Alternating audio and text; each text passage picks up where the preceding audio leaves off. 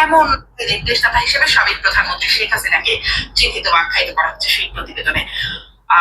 আওয়ামী লীগ সভানেত্রী শেখ হাসিনা রাজনীতির জন্য এটি আসলে কেমন প্রভাব ফেলবে? শেখ হাসিনা রাজনীতি তো আসলে এক প্রকার শেষই হয়ে গেছে 5ই আগস্ট।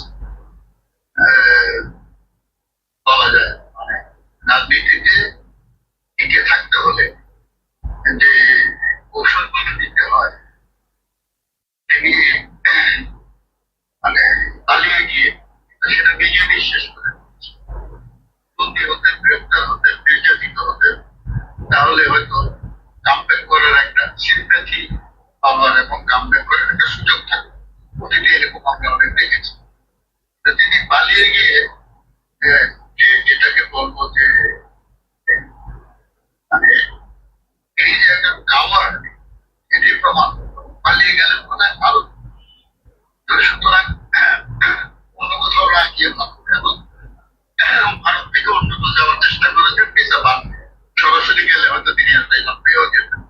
এটা আগে থেকেই তার হয়তো ইচ্ছা ছিল বা সেভাবে হয়তো নেগোসিয়েট করার জন্য তিনি সেখানে যাবেন। সম্প্রতি যে জাতিসংঘের যে রিপোর্টটি, এই রিপোর্টটি হচ্ছে মানে বলা যায় যে ফাইনাল নেল। কিন্তু শেখ হাসিনা বা তার পক্ষ থেকে, তার দলের পক্ষ থেকে যেটি বলা হয় যে বারবার বলা হয় তিনি পালিয়ে যাননি, তাকে যেতে বাধ্য করা হয়েছে। না, সেটাই যেতে বাধ্য করা হয়েছে মানে এই তিনি বাধ্য হলেন কেন? তিনি তো বলতে পারতেন আমি যাবো। 11টার সময় আপনার মনে আছে হয়তো যে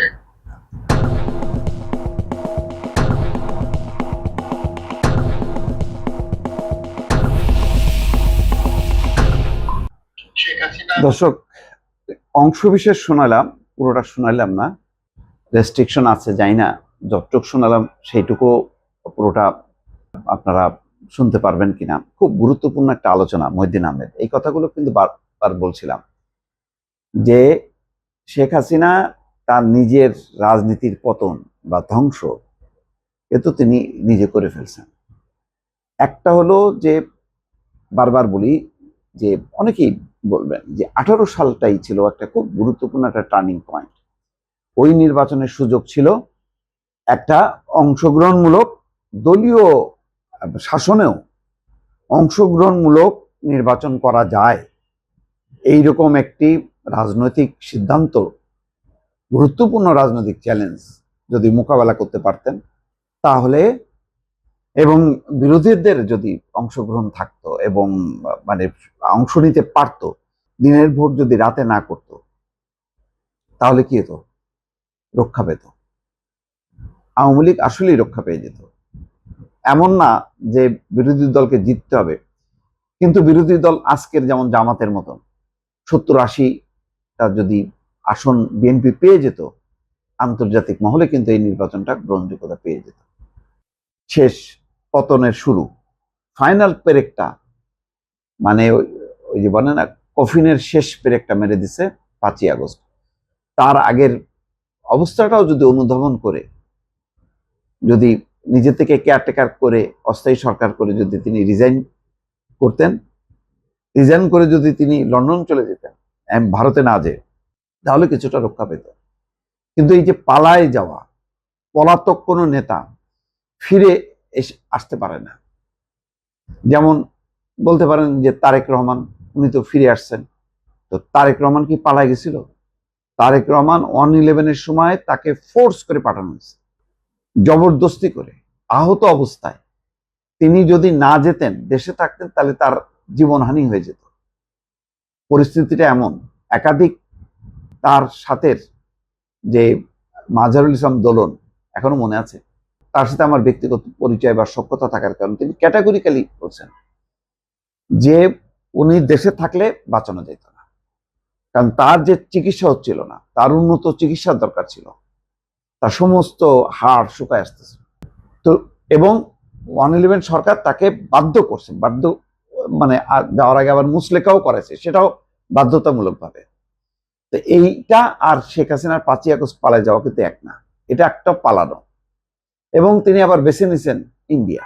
ওই যে মহিউদ্দিন আহমেদ বললেন না, যদি না যেতেন 1/11-এর সময় যেমন বেগম খালেদা জিয়ার জন্য সৌদি আরবে সবকিছু রেডি, কিন্তু পরে সৌদি সরকার বুঝতে পারলো যে এটা তো তাকে বিতাড়িত করার পর আর ঢুকতে দেবে না, সুতরাং তারা ভিসা আর দেয়নি। মানে সৌদি আরবও একটা কৌশল খাটালো, তার পরিবারের সব সদস্যকে দিছে ভিসা, কিন্তু খালেদা জিয়াকে দেয়নি। আর 1/11 সরকারের মূল টার্গেট ছিল খালেদা জিয়া যেন বিতাড়িত হয়।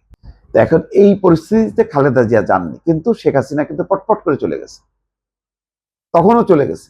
তখনও কিন্তু আসলে প্রকৃত অর্থে তিনি যদি খালেদা জিয়ার মতন যদি জিদ ধরে বসে থাকতেন যে না আমি যাব না, মানে 1/11 সরকার কিছু করতে পারতো না, কিন্তু তিনি একদম সুযোগ পাওয়া মাত্রই চলে গেছে। আবার দেখলো যে বিএনপি আসলে বিপদ, আওয়ামী লীগকে ক্ষমতা দিতে হবে, এই জন্য আবার আওয়ামী লীগকে বা শেখ হাসিনাকে আবার নিরাপদে দেশেও ফিরতে দিল। এইগুলি লোকজন বোঝে। তো যাই হোক, ওই পর্বটা বাদ দিলেও 5ই আগস্টের এই ঘটনার পর আসলে রাজনীতি থাকে না, আওয়ামী লীগের রাজনীতি থাকে না। এটা দেখলাম ওই যে রাশিক রহমান, আওয়ামী লীগের সাবেক এমপি, রংপুরের আশিকুর রহমানের ছেলে, তিনি ক্যাটাগরিক্যালি বলছে যে যাদের লজ্জা শরম আছে তারা বলে যে মানে পালায় আসছে, আর আওয়ামী লীগের যেসব নেতার লজ্জা শরম আছে, আর যাদের লজ্জা শরম নেই তারা বলে স্থান পরিবর্তন করছে। তো শেখ হাসিনা কি স্থান পরিবর্তন করছে? শেখ হাসিনাকে মানে সেনাবাহিনীকে একদম মানে হাত পা বেঁধে উঠাই দিছে? তা তো দেয়নি। উনি যদি বলতেন যে ঠিক আছে তোমরা যাও, আমি গণভবনে বসে থাকতাম, এবং লক্ষ লক্ষ মানুষ যদি নেমে পড়তো গণভবন রক্ষা করার জন্য, অন্তত 1 লাখ 2 লাখ লোকও কি আসতে পারলো না? এখন যেমন গোপালগঞ্জ খুব উত্তেজনা দেখায়, যে কোনো মুহূর্তে তারা ঢাকা শহর এসে কলাপস করবে। তো ওই সময় তারা দৌড়ে আসলো না কেন? নাই, কারণ নৈতিক অবস্থানটা দুর্বল ছিল তখন, কেউ নামেনি। 32 নম্বর মহিউদ্দিন আহমেদ এটাও বলছেন যে 32 নম্বর যখন ভাঙা হলো, 1-2 লাখ লোক দূরের কথা, 50,000 লোক এসেও তো সেটাকে রক্ষা করার জন্য চেষ্টা করলো না। এতে কি বোঝায়? বোঝায় যে তখনকার রাজনৈতিক পরিস্থিতিটা এমন, আওয়ামী লীগ পরাজিত দল, আওয়ামী লীগ জনসমর্থনহীন দল, আওয়ামী লীগের পাশে দাঁড়ানোর কেউ নেই। আজকে যারা জোর গলায় আওয়ামী লীগের পক্ষে নানা রকম কথা বলার চেষ্টা করে, হাসিনা কথা বলার চেষ্টা করে, বাস্তবতা হলো ওই সময়টায় আওয়ামী লীগের পাশে কেউ নাই। জোর করে যে ক্ষমতায় ছিল, তার যে নৈতিক অবস্থান ছিল না, এইটা শেখ হাসিনা আওয়ামী লীগ বোঝার চেষ্টা করেনি। বোঝার চেষ্টা না করাতে তাদের চরম পতন হয়েছে। একবার দেখেন তত্ত্বাবধায়ক সরকার ব্যবস্থার বিল, সেই বিএনপি বুঝতে পারছে যে না, এইভাবে ক্ষমতায় থাকা যাবে না, নির্বাচন করে সংসদ এনে তত্ত্বাবধায়ক সরকার ব্যবস্থা প্রবর্তন করে দিয়ে সংসদ ভেঙে দিয়ে তারা চলে গেছে। এখান থেকেও শিক্ষা নেয়নি আওয়ামী লীগ। আজকে জুলাই নিয়ে তো অনেক রকম আলোচনা হচ্ছে, সেই প্রেক্ষিতে আজকের এই আলোচনাটা তুললাম। আপনাদের মতামত চাই দর্শক।